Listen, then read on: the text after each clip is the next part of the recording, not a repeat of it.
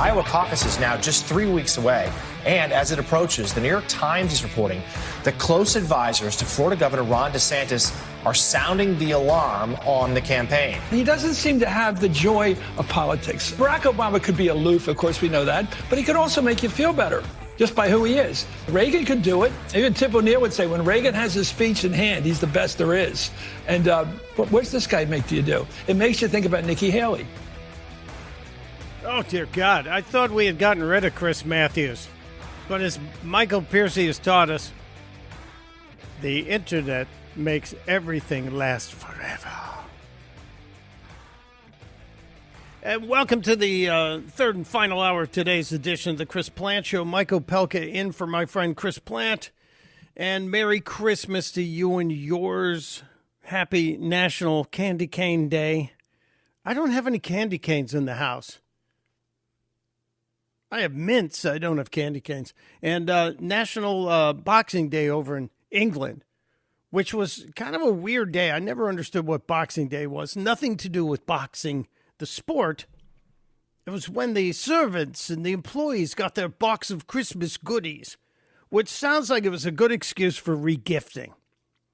It sounds like that was the time, the day after Christmas, when everybody looked at all the stuff they got and went, I'm never going to use that. Let's give it to somebody who works for us. Give it to some of the servants, some of the workers here in the castle. I'd like to see what King Charles, no, it's not King Charles, is it? It's, what's his name? The King of England. He was Prince Charles. He's King something else, right? Michael, you could straighten me out on this. Anyway, I'd like to see what the King is giving in his Boxing Day gifts to his staff. We shall see. I have to make a correction, as I understand. I like to lead with my mistakes. At the end of the last hour, I believe I may have labeled a caller named Mike with the title of Mike the Lib. Apparently, we have two liberals that are Mike. So sorry for the confusion, but, we got to come up with a different name to identify people. Maybe you're Mike 2 or Mike 3. Oh, King Charles III. That's right, King Charles III. Thank you, Michael. Michael verifying everything, which we like to be correct. That's why I lead with my mistakes. When I make them, they happen. They're not that frequent, but they do happen. We have a lot to get to this hour, including, if I have time, we can get to one of the scariest things I've ever witnessed as it relates to AI. And I'm a lover of technology. I absolutely adore technology. I like to find the newest, the latest, the greatest, the best technology. And if it's helpful, I embrace it. If it's not, I will diminish it or decry it. And in this case, I think there is concern that should be shouted about. It's an AI situation. But there also were some discussions over the weekend because, we have Sunday talk shows. And even though it was Christmas, the Sunday talk shows did hold forth, and there were some pretty interesting things that were shared. For example, on ABC's This Week, Lindsey Graham was on the program, and he was talking about Donald John Trump. Cut to, Michael. Senator, I have to ask you, former President Trump continues to say he won the election. He claims to be an election denier proudly. Right. Now, we teach our children when they lose something to shake the opponent's hand and move on. Are you concerned that the former president is not setting the proper standard going forward here, sir? Well, Hillary Clinton had the same view that she was cheated. Aha, she did. Hillary Clinton had the same view, and I might even be still having that same view today. I think we even have backup evidence of that. You can run the best campaign. You can even become the nominee. And you can have the election stolen from you. And they applaud. They applaud their unelected queen. I wonder if ABC News' guest host, Pierre Thomas, would consider lecturing Hillary Clinton and telling her that she needs to walk across the aisle and shake Donald Trump's hand. No, of course they won't do that. Of course they won't do that. Lindsey Graham continued as well. He's not the first politician to claim to have been denied a fair election, but here's what I would say. I accept the election results of 2020. I'm worried about 2024. If President Trump puts a vision out improving security and prosperity for Americans, he will win. If he looks back, I think he will lose. That's a pretty clear statement. And I do agree with Lindsey Graham that you need to sell the positive. I think if you want to get people to vote for you, you have to say, listen, we can bring America now. The Make America Great Again slogan is an amazing one. And it's one that drives the left nuts, which I think is important to capitalize on. So if you're out there selling, hey, we're going to get America back to where it was. We're going to get our prosperity in the country, our economic prosperity back. It shouldn't just be comparing us to the rest of the world. I know that Joe Biden, when he's out there trying to sell the Bidenomics thing, is saying, hey, well, we're doing better than any other industrialized country in the world. Well, we're supposed to because we're the United States of America. But we should be doing so well that all you say is, hey, America's doing better than it ever has before. But that's not how this globalist Democrat group likes to look at things. They like to say, well, we're the best out of all of it, even though we're not doing as well as we could be. They just say, well, considering everybody else, no, I don't want to be just better than England. I want to be the best, the envy. So we'll keep an eye on that direction of the campaigns as they turn. The other weird kind of a twist that happened on Christmas weekend was Tucker Carlson releasing, it's a bizarre video, I have to say. It's a very bizarre video. I found it. I like Tucker. I think he's entertaining. I think he's a really smart guy. But he released an interview with Kevin Spacey, but it wasn't Kevin Spacey. It was Kevin Spacey in the character of Frank Underwood. Remember the House of Cards show? Hugely popular program that went away after accusations bubbled up about Kevin Spacey, that he's since defeated all of those. But it just seemed weird to do an interview with an actor where he was playing a role. Yes, it's a role he's known for, but we didn't have a Kevin Spacey interview. We had a Frank Underwood interview. Like 7 minutes of him doing the Frank Underwood character. And it had to be planned and scripted because Hunter was teeing him up with the questions. And there were moments when the Frank Underwood character would do what he did on the Netflix series, and he would turn to the audience and do that aside, the theatrical aside, telling the audience as if he was stepping out of the scene what he was really thinking. It was very bizarre. And it's had over 36 million views as I was checking it out earlier this morning. Just very bizarre to me. But there were some funny points on it. At least I thought there were funny points on it. Tucker was asking Kevin Spacey if he, asking Frank Underwood if he watches Netflix. By the way, do you watch Netflix anymore? Probably as much as you watch Fox. Fair. So. Now, I give him credit for that. I thought that was a funny line. Took me by surprise. And then as Underwood, again, Kevin Spacey talking about how he helped Netflix become so huge. It is bizarre that they decided to publicly cut ties with me on allegations alone, allegations that have now been proven false, because I don't think there's any question. Netflix exists because of me. I put them on the map, and they tried to put me in the ground. Now, that last part may not be completely true. Granted, the series did well for Netflix, but I remember when Netflix was doing pretty darn well when you'd go to the store and get the little video there, or they would mail a DVD to your home, and then you'd mail it back. So taking credit for it, that's good. But it just seemed really weird to me because one day you have Tucker interviewing Julian Assange, and then the next he's interviewing an actor in character. The weirdest thing of all, if you've seen the video, Maybe you can explain it to me. The weirdest thing of the whole video was Tucker Carlson had 2 Christmas trees behind him in the shot, and I don't know why. I think if you have 2 Christmas trees, you spread them out around the house, but they were kind of right next to each other. Just seemed bizarre. Maybe I'm the only one who picked up on that. Just a very strange thing.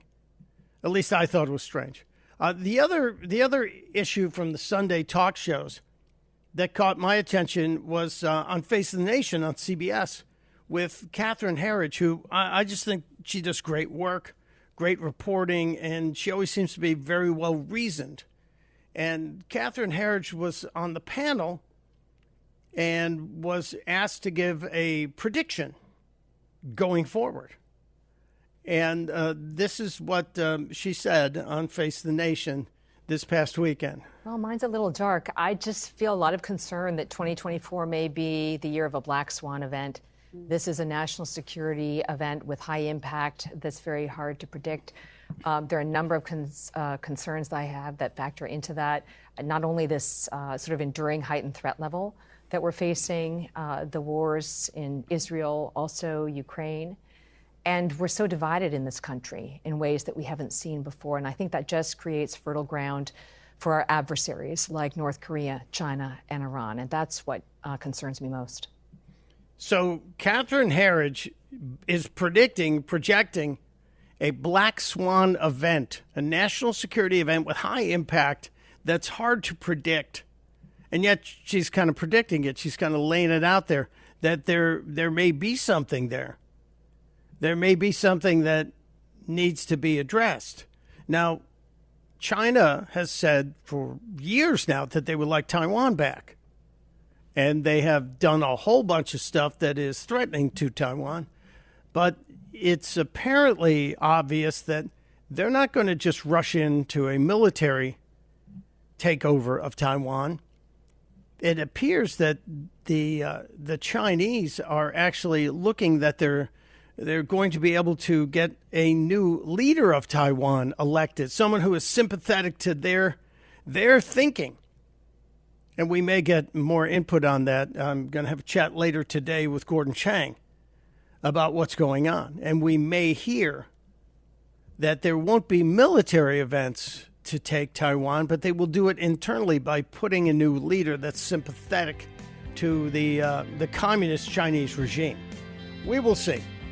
I mentioned we have to get to Rand Paul and some of his government overspending report. The Festivus report came out this weekend. Saturday was Festivus, the holiday for the rest of us. We'll try to dip into that.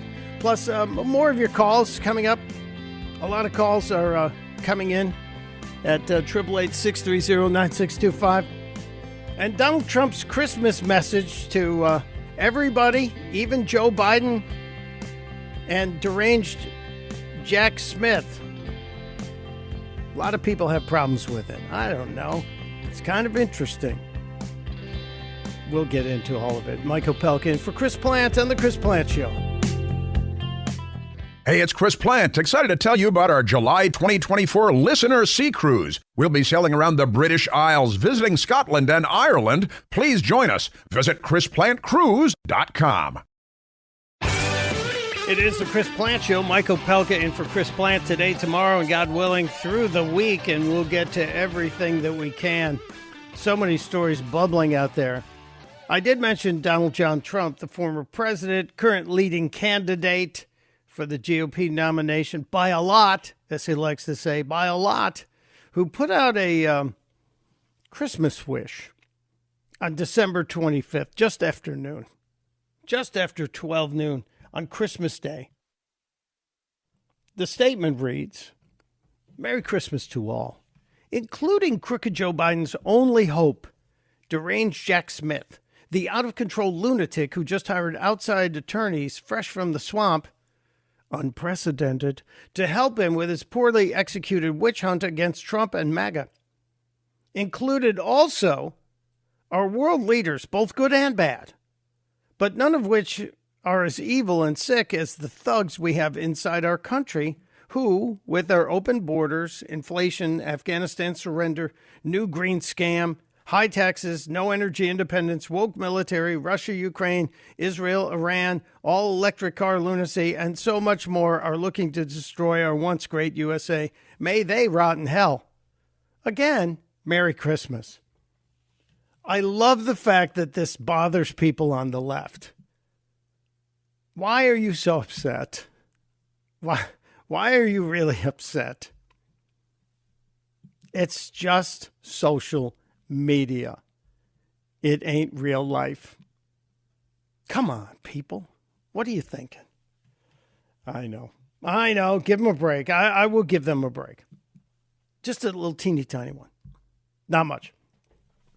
I also want to make sure we get to this AI story because it's really disturbing to me. Artificial intelligence could be amazing, but you got to remember who's ever programming the artificial intelligence is giving us whatever they want the machine to give us.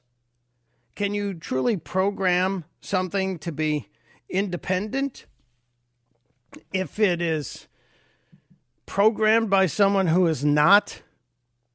does not have feelings or an emotion? I doubt it. I don't think that's possible.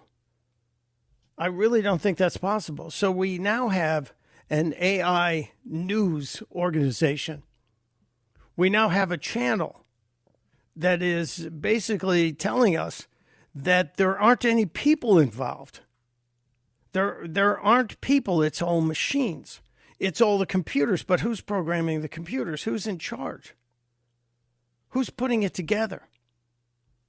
It truly does concern me, and it should concern you because we saw earlier this year, Sports Illustrated was getting ready to get rid of writers, journalists, authors, whatever you want to call them. And now it's happening. It is here. Channel 1 is what it's called. It's an artificially intelligence-created news network that is promising it's going to give us stories that inform and entertain, but they're also going to be trusted sources. I'll have to play a little bit of it for you because it's just stunning. Even though it's a video, I think just from a short piece of the audio, you'll understand how dangerous this is. Again, Sports Illustrated was thinking about doing this, and they got caught. And there is now a network, Channel 1, and they're already online, Channel 1 AI on Twitter X, Channel 1 AI, a personalized global news network powered by generative AI. And they've got a blue check mark, which all that means is they paid Elon Musk. I'll give you a little piece of it, and you can decide for yourself. Plus, how much money are we spending to tell people that Egypt is a cool place to go and look at pyramids? Your tax dollars at work. Opelka in for Plant on the Chris Plant Show.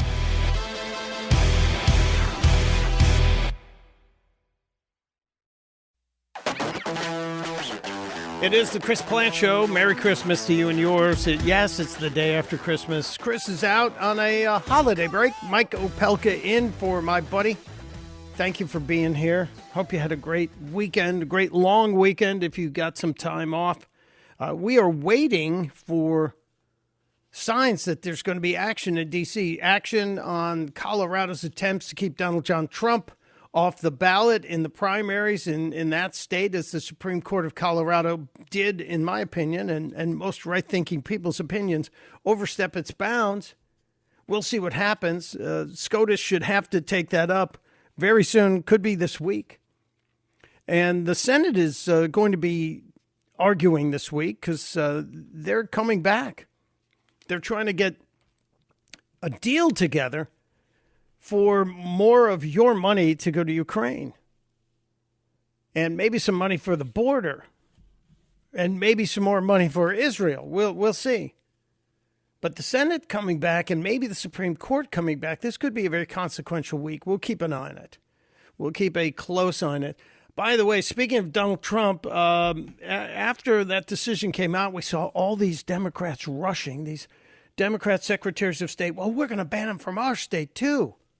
We think we can follow in the footsteps of Colorado, including the California Secretary of State. And then over the weekend, Gavin Newsom said, hold on a second here.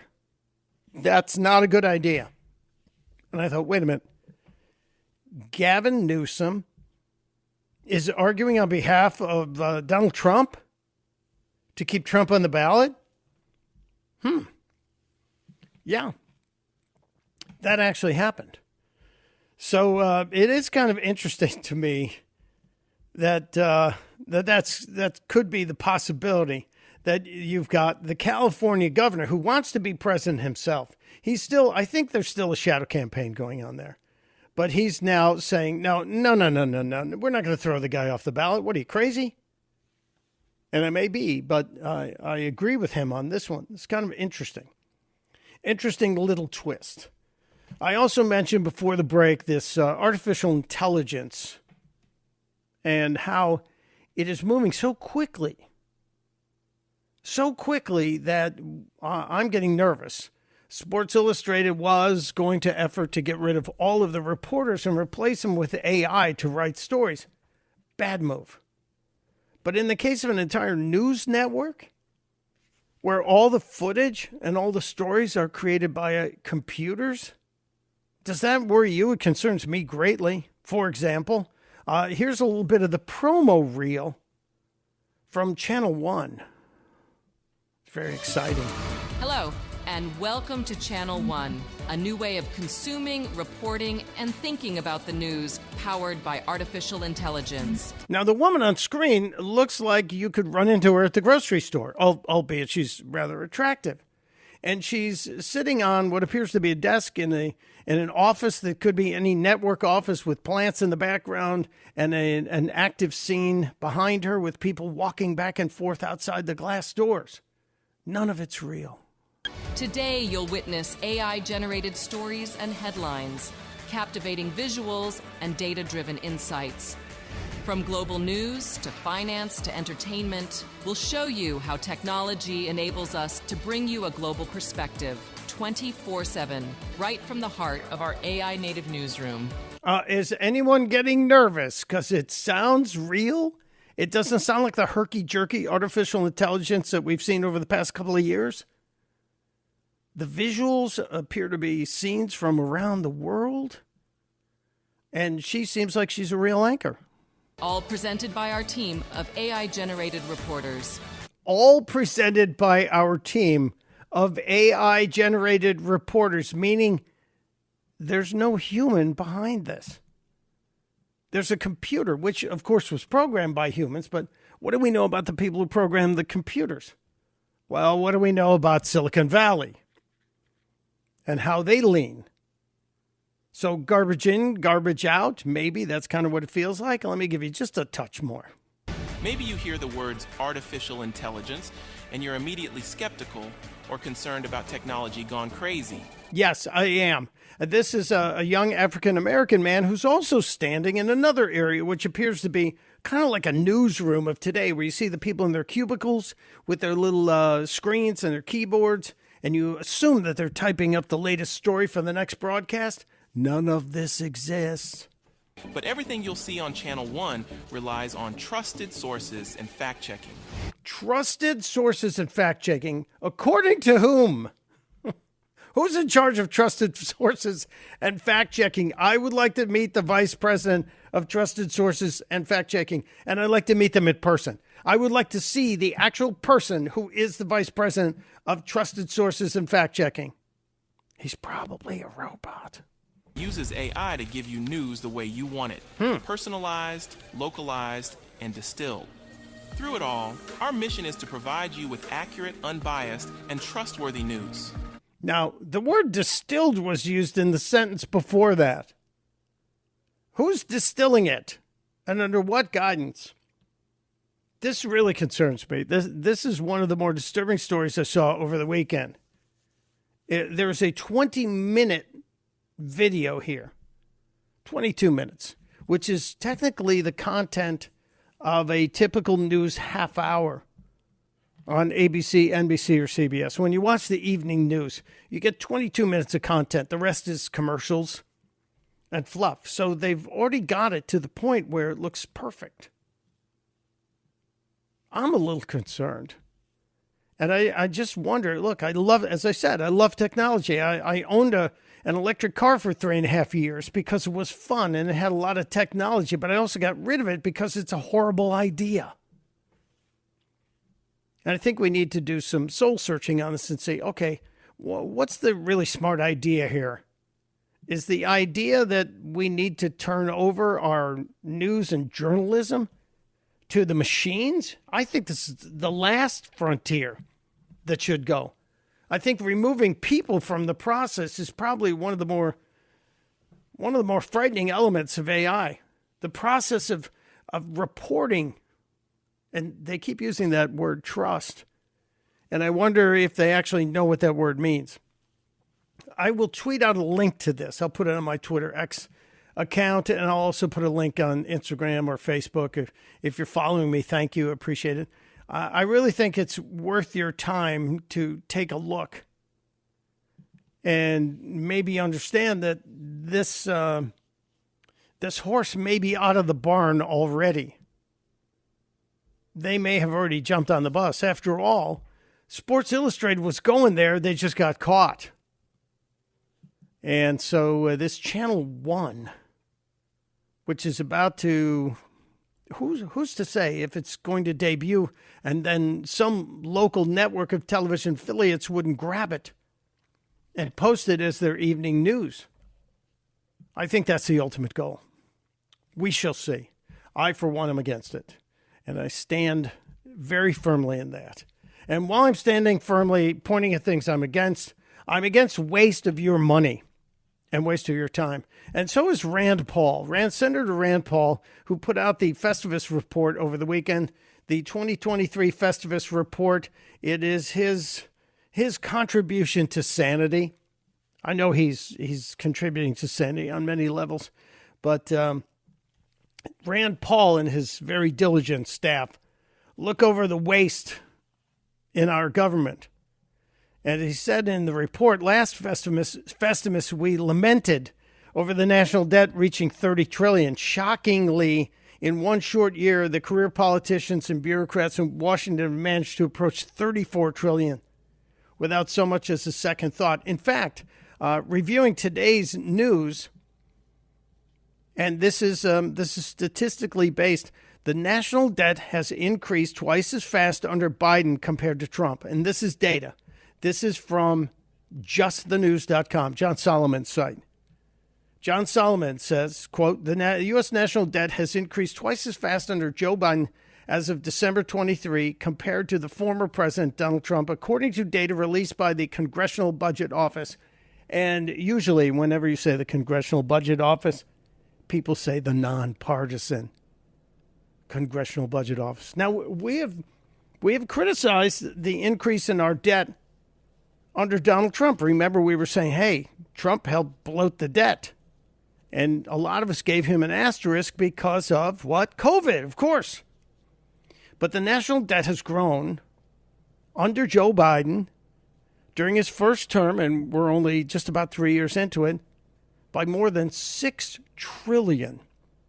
$6 trillion in the first almost 3 years of Joe Biden's term, compared to slightly over $3 trillion during the same time frame for Donald Trump. So good job, Joey. Well done. You have another scoop of ice cream. Looking over the Festivus report, we may have regular reports from this whole week because there's so much to get to.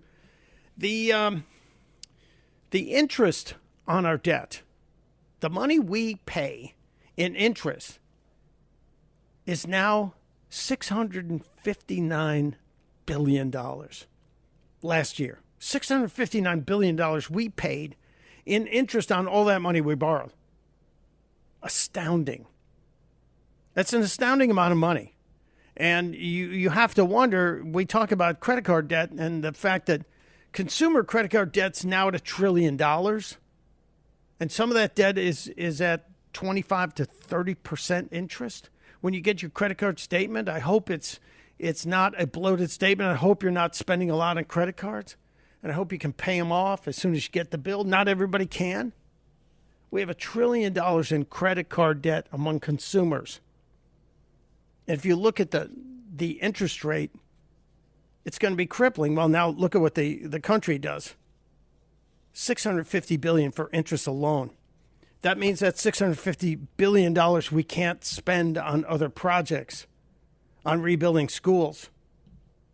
That's why the debt is such a big stinking deal. And I talked about tourism in Egypt. $6 million we spent to boost Egyptian tourism. $6 million. Now you're saying, Mike, we have trillions that we collect in tax debt. Certainly, $6 million, is that really a problem? Yes. Yes, it is. You know, you watch the pennies and the dollars will take care of themselves, which is kind of the equivalent of what we're talking about here. The U.S. Agency for International Development, USAID, approved spending $6 million to promote tourism in Egypt. Do we really need to promote tourism in Egypt? And do we need our tax dollars to do it? It makes you wonder, does this have anything to do with Senator Menendez and his relationship with the Egyptians? Was he lobbying for? I would like to know if he lobbied for any of this. If you look at the history of what we spent promoting tourism in Egypt, it's over $100 million. Why? Just why? Why are we doing that? You want to get even angrier? You can look at what we're spending in the Department of Homeland Security to train employees to be their, quote, authentic and best selves. Authentic and best. Yeah, that's what we're doing. Employees in the Department of Homeland Security and the Cybersecurity Infrastructure Agency, CISA, you know, the people that are spying on a lot of us, they have a 5-year diversity, equity, inclusion, and accessibility strategic plan. And we're spending money on that. I think my favorite has to be the Russian cats on the treadmill, though. This will be the last one I give us today because we'll have plenty to go through all week. The Russian cats on a treadmill, which were part of a $2.7 million National Institutes of Health grant. Wasn't that the thing that Fauci ran, the NIH? Well, yes, it is. Thanks for asking. The Russian cats were forced to walk on a treadmill in Russian labs thanks to U.S. taxpayers. So you and I sending money to Russia so Russian scientists can scan the brains of Russian cats after their brain stems were snipped. So where are the PETA people on this? There's finally something they could really get upset about. The catwalks were part of a $2.7 million grant given by a researcher at the Georgia Institute of Technology and then subgranted to fund research in St. Petersburg, Russia. Talk about a gigantic waste of money. And at the same time, Russia has invaded Ukraine, and how many billions are we spending there? This is the tip of the Rand Paul iceberg of government waste of your money. $2.7 million grant. We studied Russian cats forced to walk on a treadmill after their brain stems had been snipped. Yeah, that's a lot of good use of time, effort, and your money. We'll wrap up today. It's Mike Opelka in for Chris Plant. Maybe we'll get to some of your calls just around the corner on the Chris Plant Show.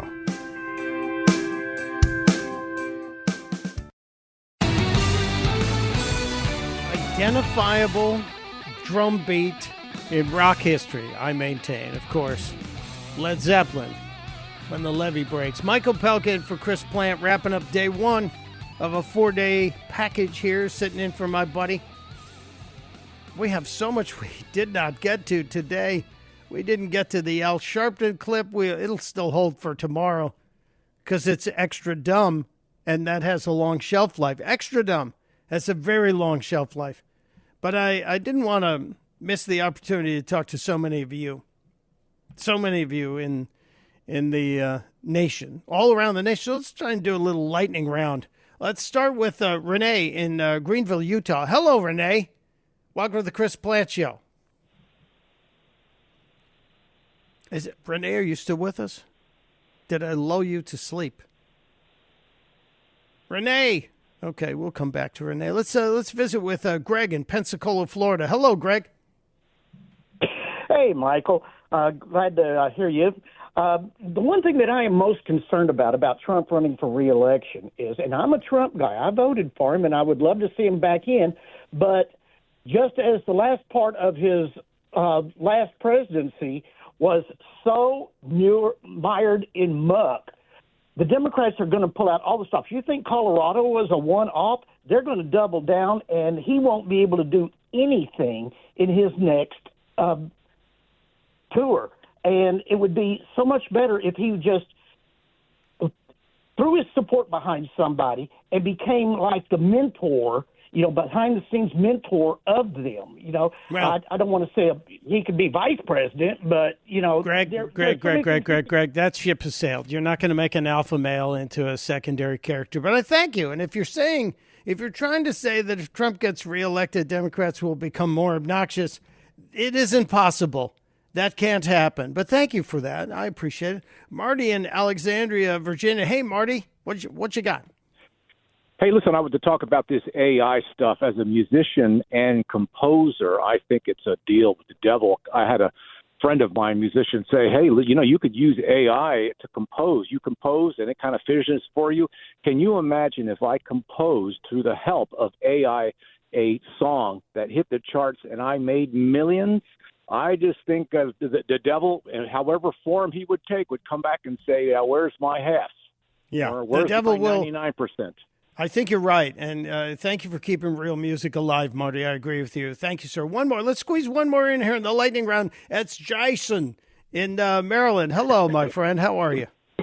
G'day, Mike. How you going, mate? Yeah, just a quick note on this digital currency that's coming in. I think we have to have sort of a parallel economy to try and deal with this, because it's already happening in Europe and somewhat in Australia that they're pushing this digital currency. It's a scary road to go down as far as having controls over people's spending and what they do, and people just don't realise that it's a big Pandora's box.